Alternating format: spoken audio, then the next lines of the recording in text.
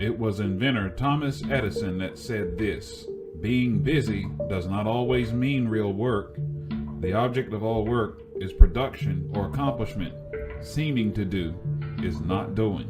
This witty statement, made by one of the world's greatest minds, rings not only true for designing inventions, it also applies to designing sermon outlines for presentation.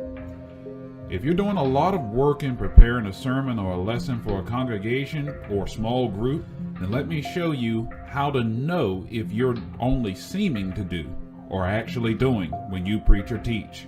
Right now, we'll discuss the 3 major objectives of preaching today on the program for preachers, the Layman's Guidepost.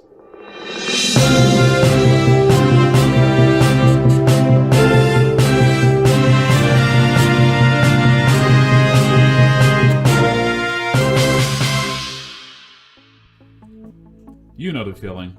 That feeling you get once you take a preaching appointment or your name comes up on the weekly preaching schedule at your church. What should I preach about? What should I say about my topic? How will I know when my sermon is complete and ready for takeoff? These are the questions that often plague the minds of lay preachers and speakers and teachers all across the land when it's their turn. And that's the reason why it's important to have a process that allows for you to objectively critique your intentions, methods, and strategies in preaching. This video is not designed to tell you what to preach about. You're on your own with that. But whatever you choose to preach, let me tell you very briefly how you can know when you've achieved a more ideal level of development in your sermon process. In other words, how do I know that my sermon is ready to preach?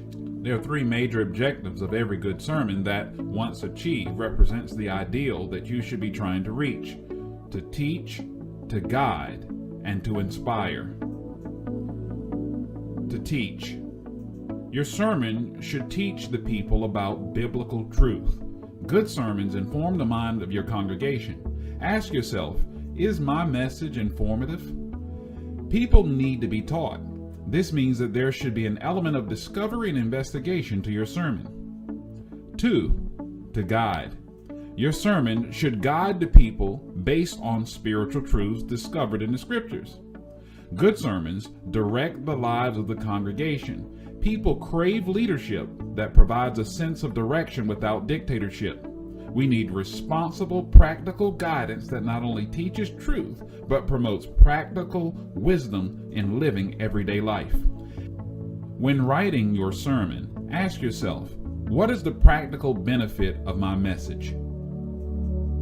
To inspire. Your sermon should motivate and inspire the people to think and carry out the truth. Good sermons encourage the congregation. People not only need to be educated about the principles taught in Scripture, they need to be encouraged and inspired and motivated to follow it.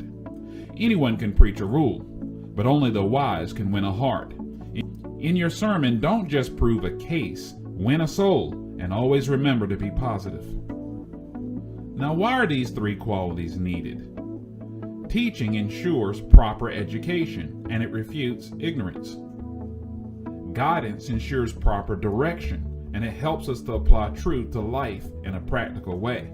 Inspiration ensures proper intent and helps us to properly exercise our free will. 1, you should study your topic well. Never preach anything that you're not sure about or that you don't understand. 2, we need to preach balance. Make sure that you preach balanced sermons. Be responsible and practical when you're applying those truths that you're teaching in your sermon. 3, be positive. Keep the big picture in mind. Keep it Christ-centered and make sure you keep a redemptive overtone in your sermon. As preachers, we are to be teachers, guides, and inspirational leaders to those we seek to win over. This is an awesome responsibility and at the same time a blessed privilege to be able to help others as we walk the pathway of life. We should never forget that teaching and preaching is not just a call to speak, but a call to serve. Despite any successes or accolades heaped upon us, or curses and dismay coming from those who do not appreciate what we do, let us never forget that we are imperfect souls, called to help imperfect souls. And that concludes our installment of the Layman's Guidepost today. Thank you for viewing this video entitled The 3 Major Objectives of Preaching, and for the Layman's Guidepost, I'm Thomas Hardy.